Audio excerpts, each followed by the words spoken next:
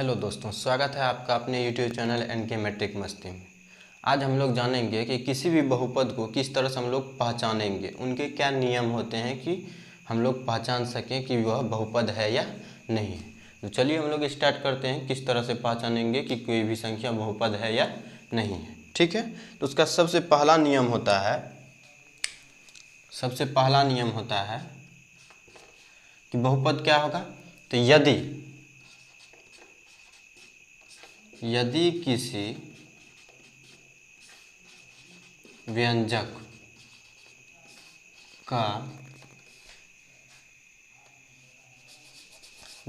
में चर का घात धनात्मक पूर्णांक हो तो वह क्या कहलाएगा? वह बहुपद कहलाता है।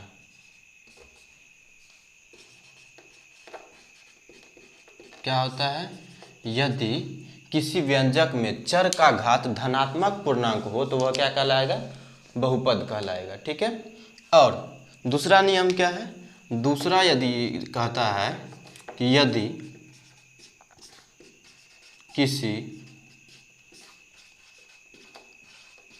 व्यंजक में चर का घात क्या हो? भिन्न, यानी भिन्न के रूप में हो। ठीक है, दूसरा क्या हो? ऋणात्मक पूर्णांक। ठीक है, ऋणात्मक पूर्णांक तथा या नहीं तो या क्या हो? अपरिमेय संख्या के रूप में हो। अपरिमेय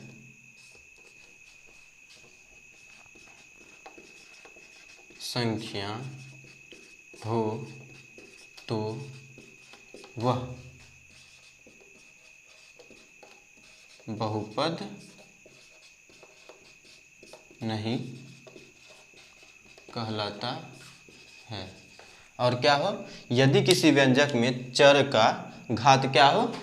भिन्न ऋणात्मक पूर्णांक या अपरिमेय संख्या के रूप में हो तो वह क्या होगा? वह बहुपद नहीं कहलाता है। चलिए इसका हम लोग एग्जाम्पल लेकर के देखते हैं। ठीक है, हम लोग एग्जाम्पल लेते हैं। तो पहला एग्जाम्पल लेते हैं। मान लीजिए क्या है? x² - 2 है। ठीक है, ये क्या कहलाएगा? बहुपद कहलाएगा।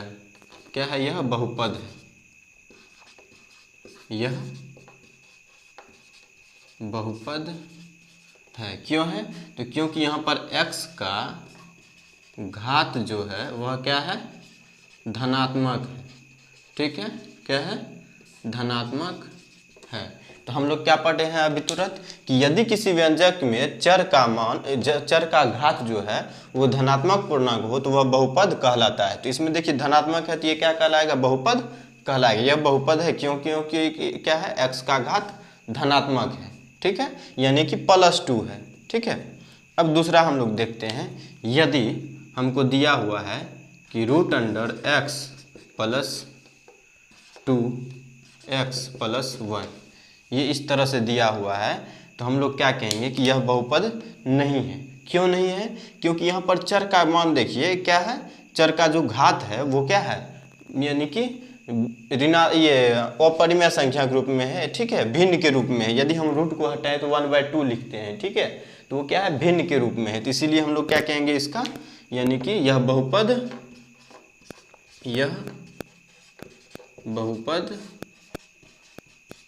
नहीं है। क्यों नहीं है? तो लिखेंगे नहीं है। क्यों नहीं है? तो x का घात क्या है? भिन्न के रूप में है। ठीक है, अब और देख लीजिए। यदि हम कहें कि x - 2 + 3x + 1 इस तरह से हम लोग को दिया हुआ हो तो इसमें देखिए क्या है? चर का वैल्यू, चर का जो घात है वो क्या है, माइनस में, ऋणात्मक है। तो हम ये कहेंगे, यहाँ पर भी कहेंगे कि यह क्या है, बहुपद नहीं है, यह बहुपद नहीं है। क्यों नहीं है? क्योंकि इसमें जो है x का घात क्या है, x का घात जो है वो क्या है, ऋणात्मक है। क्या है? ऋणात्मक है। x का घात ऋणात्मक है, ऋणात्मक पूर्णांक है, इसीलिए ये बहुपद नहीं कहलाएगा। ठीक है, यानी कि यदि धनात्मक पूर्णांक हो, यदि किसी भी क्या हो, यानी चर, किसी भी व्यंजक में चर का घात क्या हो, धनात्मक पूर्णांक हो, तो वो क्या कहलाएगा, बहुपद कहलाएगा। यदि उसका यानी कि चर का जो घात होता है यदि भिन्न के रूप में हो या ऋणात्मक हो या अपरिमेय संख्या हो, यानी कि जिसे p/q के रूप में नहीं लिखा जा सके, तो वैसा सब हो तो उसको क्या कहेंगे हम लोग, वो बहुपद नहीं है। ठीक है, तो आप लोग ये अच्छे से समझ गए होंगे कि हम लोग किस तरह से पहचानेंगे कि कोई भी यानी कि दिया हुआ समीकरण बहुपद है या नहीं है। अब हम लोग देखेंगे कि बहुपद के शून्यकों को किस तरह से निकालते हैं। ठीक है, यानी कि बहुपद के शून्यक को किस तरह से हम लोग ज्ञात करते हैं, और उसके गुणांकों के बीच हम लोग संबंध भी देखेंगे कि किस तरह का संबंध होता है। ठीक है, तो चलिए हम लोग सबसे पहले देखेंगे कि किसी भी बहुपद का क्या करते हैं, शून्यक किस तरह से निकालते हैं। तो हम लोग पढ़े थे, 3 तरह का बहुपद पढ़े थे। ठीक है, पहला था रैखिक बहुपद, दूसरा था द्विघात बहुपद और तीसरा था त्रिघात बहुपद। ठीक है, तो सबसे पहले हम लोग देखेंगे कि रैखिक बहुपद का क्या होता है, शून्यक किस तरह से हम लोग निकालते हैं। तो आइए हम लोग देखते हैं, सबसे पहला क्या है, रैखिक बहुपद का शून्यक। ठीक है, पहला आपका क्या हो जाएगा, रैखिक बहुपद का शून्यक। ठीक है, तो सबसे पहले हम लोग क्या जानते हैं, तो आप लोगों को हम उस वीडियो में बता दिए थे। यदि आप लोग इससे पहले का वीडियो नहीं देखे हैं बहुपद का, तो ऊपर में आप लोग को आई का आइकन दिख रहा होगा, उस पर जा करके आप यानी बहुपद का पहला वीडियो देख सकते हैं। ठीक है, जिसमें कि मैंने आप लोगों को यानी कि रैखिक बहुपद, द्विघात बहुपद और त्रिघात बहुपद के व्यापक रूप के बारे में बताया हुआ है, और उसको आप लोग अच्छे से याद रखें जिससे कि यहाँ पर आपको अच्छे से समझ में आए। ठीक है, तो रैखिक बहुपद का व्यापक रूप हम आप लोगों को बताए थे कि ax + b = 0 होता है। ठीक है, ये आपका क्या है, व्यापक रूप है, रैखिक बहुपद का व्यापक रूप है। ठीक है, तो अब हम लोग शून्यक इसका किस तरह से निकालेंगे, इसका शून्यक निकालने का फॉर्मूला होता है। ठीक है, रैखिक बहुपद का एक ही शून्यक होता है। ठीक है, और इसका फॉर्मूला होता है माइनस अचर पद बटा x का गुणांक। ठीक है, क्या होता है, माइनस अचर पद बटा x का गुणांक। तो आप देखिए इसमें अचर पद कौन सा है, ये वाला आपका अचर पद है। ठीक है, ये आपका क्या है, अचर पद है, अचर पद। और x का गुणांक क्या है, तो ये जो a है आपका क्या है, x का गुणांक। ठीक है, तो अब फॉर्मूला हम बैठा सकते हैं, यदि शून्यक हम निकाले तो क्या हो जाएगा, तो अचर पद क्या है, b है, तो माइनस b बाय क्या हो जाएगा, x का गुणांक। तो x का गुणांक क्या है, a, तो a, यानी कि हम लोग कह सकते हैं कि रैखिक बहुपद का शून्यक का फॉर्मूला क्या होता है, रैखिक बहुपद के शून्यक का फॉर्मूला होता है -b/a। ये आपका एक फॉर्मूला हो गया। ठीक है, इसको आप लोग अच्छे से याद रखिएगा। रैखिक बहुपद के शून्यक का फॉर्मूला क्या होता है, तो शून्यक बराबर होता है -b/a। क्लियर है। अब हम लोग देखेंगे क्या, द्विघात बहुपद का शून्यक। तो द्विघात बहुपद के द्विघात बहुपद का शून्यक। ठीक है, तो द्विघात बहुपद के शून्यक से पहले हम लोग क्या करेंगे, हम लोग सबसे पहले निकालेंगे कि इसका क्या होता है, यानी कि हम लोग जानते हैं इसका व्यापक रूप क्या होता है। इससे पहले का वीडियो में हम लोग पढ़ चुके हैं कि इसका व्यापक रूप क्या होता है। ठीक है, जो नहीं देखे हैं वो जा कर के देख सकते हैं। आइए हम लोग, और उसका वीडियो का लिंक आपको मैं डिस्क्रिप्शन में दे दूंगा। आइए हम लोग देखते हैं कि द्विघात बहुपद का शून्यक किस तरह से होगा। तो देखिए यहाँ पर हम लोग इसका व्यापक रूप क्या जानते हैं, तो ax² + बी एक्स प्लस सी बराबर क्या होता है 0, और जहाँ क्या होता है ए बराबर 0 नहीं होता है। ठीक है, तो अब इसमें हम लोग क्या करते हैं, मानेंगे, माना कि द्विघात बहुपद का शून्यक क्रमशः क्या है अल्फा तथा बीटा है। ठीक है, तो इन दोनों के बीच क्या होता है, संबंध होता है। ठीक है, तो उसी को हम लोग जानेंगे। तो सबसे पहला इसीलिए दो हम लोग को क्या है, यानी द्विघात बहुपद के दो शून्यक मालूम है, एक अल्फा है और दूसरा बीटा है। तो अब हम लोग क्या करेंगे कि इसका हम लोग किस तरह से, यानी कि इसके बीच क्या संबंध है वो निकालेंगे। तो सबसे पहला होता है अल्फा प्लस बीटा। तो अल्फा प्लस बीटा बराबर होता है माइनस एक्स का गुणांक बटा होता है एक्स स्क्वायर का गुणांक। ठीक है, तो अब देखिए, तो यहाँ पर क्या है आपका x का, सबसे पहले देखिए ये क्या है आपका अचर पद, ये हो गया आपका x का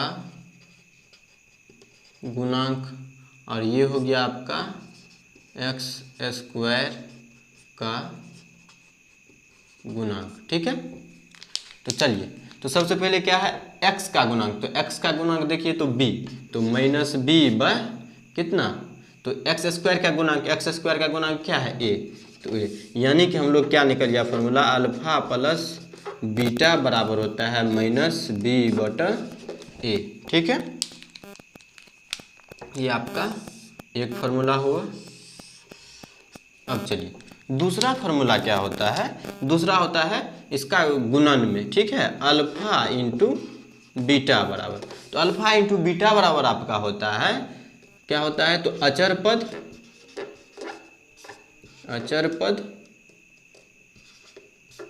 बटा एक्स स्क्वायर का गुणांक, क्या होता है अचर पद बटा एक्स स्क्वायर का गुणांक। तो देखिए अचर पद क्या है आपका c, और एक्स स्क्वायर का गुणांक क्या है आपका a। तो कहने का मतलब अल्फा इंटू बीटा बराबर होता है c बाय a। ये आपका दूसरा फार्मूला हो गया। क्लियर है, तो हम लोग क्या किए, दो बहुपद का शून्यक हम लोग निकाल चुके हैं। पहला रैखिक बहुपद का शून्यक देख चुके कि इसका शून्यक का फार्मूला क्या होता है, और दूसरा हम लोग देखें कि द्विघात बहुपद का शून्यक यदि दिया हुआ है तो उसके बीच क्या संबंध किस तरह से होते हैं, उनको हम लोग देख चुके हैं।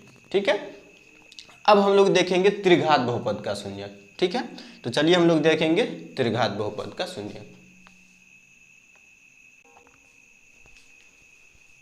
आइए अब हम लोग देखते हैं त्रिघात बहुपद के शून्यक। ठीक है, क्या देखेंगे, त्रिघात बहुपद के शून्यक, त्रिघात बहुपद के शून्यक। ठीक है, तो शून्यक निकालने से पहले हम लोग क्या देखेंगे, तो शून्यक से पहले हम लोग देखेंगे इसका क्या व्यापक रूप। तो त्रिघात बहुपद का व्यापक रूप क्या होता है, इसका होता है a x cube plus b x square plus c x plus d equal to 0 होता है, और जहाँ ए बराबर नॉट 0। ठीक है, अब इसमें देख लीजिए यहाँ पर पहले ही ये आपका क्या है अचर पद है, डी आपका अचर पद है, सी आपका क्या है एक्स का गुणांक है, बी आपका क्या है एक्स स्क्वायर का गुणांक है, और ए आपका क्या है, तो ये आपका एक्स क्यूब का गुणांक है। ठीक है, चलिए तो अब इसमें हम लोग क्या देखेंगे, शून्यक के बीच संबंध। तो सबसे पहले हम लोग मान लेते हैं, माना कि त्रिघात बहुपद के शून्यक क्रमशः क्या है, अल्फा, बीटा तथा गामा है। ठीक है, तो पहला क्या हो जाएगा, तो सबसे पहला इसीलिए alpha plus beta plus gamma बराबर क्या होता है, तो इसका फॉर्मूला होता है माइनस एक्स स्क्वायर का गुणांक बटा एक्स क्यूब का गुणांक।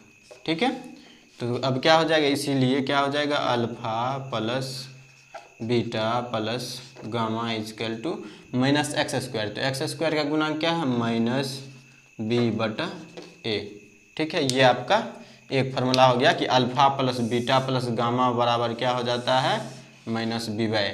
यदि त्रिघात बहुपद के 3 शून्यक हम लोग को मालूम हो तो हम लोग उसके बीच यानी कि उनके योगों का क्या करेंगे, फार्मूला हम लोग इस तरह से निकाल सकते हैं। यदि हमको समीकरण दिया हुआ हो तो उसका यानी कि गुना शून्यकों का योगफल हम लोग निकाल सकते हैं। ठीक है, अब दूसरा आता है अल्फा इंटू बीटा। ठीक है, दूसरा आता है, ये था आपका पहला। ठीक है, दूसरा देखिए, alpha into beta plus beta into gamma plus alpha into gamma. ठीक है, तो इसका फार्मूला क्या होता है, तो इसका फार्मूला होता है अचर पद, ये अचर पद नहीं, एक्स का गुणांक, एक्स का गुणांक बटा एक्स स्क्वायर एक्स क्यूब का गुणांक। क्या हो जाएगा, एक्स क्यूब का गुणांक। तो क्या हो जाएगा, alpha into beta plus beta into gamma plus alpha into gamma. ठीक है, इसका फार्मूला क्या हो जाएगा, तो एक्स का गुणांक बटा एक्स क्यूब का गुणांक। एक्स का गुणांक क्या है आपका, तो देखिए एक्स का गुणांक क्या है आपका, सी बटा एक्स क्यूब का गुणांक क्या है, ए, तो सी बाय ए। यानी कि हम लोग लिख सकते हैं alpha into beta plus beta into gamma plus alpha into gamma बराबर क्या होता है, सी बाय ए होता है। क्लियर है ये फार्मूला। और एक लास्ट फार्मूला आपका क्या हो जाएगा, ये आपका शून्यक का लास्ट फार्मूला क्या है, तो हम लोग क्या तीसरा देखेंगे। तीसरा रिलेशन क्या है, तो alpha into beta into gamma बराबर होता है माइनस अचर पद बटा एक्स क्यूब का गुणांक। ठीक है, तो क्या होता है, माइनस अचर पद बटा एक्स क्यूब का गुणांक। इसीलिए क्या हो जाएगा, alpha into beta into gamma equal to हो जाएगा, अचर पद आपका क्या है, तो अचर पद आपका डी है, तो माइनस डी बाय क्या हो जाएगा, ए। ठीक है, ये आपका लास्ट फार्मूला था इसमें। ठीक, अब हम लोग क्या करेंगे, इस पर आधारित कुछ प्रश्न करेंगे जो कि हम लोग अगले वीडियो में करेंगे। ठीक है, क्योंकि यदि इस वीडियो में बनाएंगे तो वो वीडियो लंबा हो जाएगा, तो हम लोग इस पर यानी शून्यक पर आधारित प्रश्नों को हम लोग अगले वीडियो में करेंगे। तो आज के लिए इतना है। यदि आप लोगों को मेरा ये वीडियो अच्छा लगा हो और समझ में आया हो तो आप लोग मेरे YouTube चैनल को सब्सक्राइब ज़रूर करें और बेल आइकन को ज़रूर दबाएं, जिससे कि कोई भी वीडियो मैं डालूं तो उसका नोटिफिकेशन सबसे पहले आप तक पहुंचे। और अपने दोस्तों को भी शेयर करें, जिससे कि वो अपने पढ़ाई अच्छे से कर सकें और अच्छे से मैथ को समझ सकें।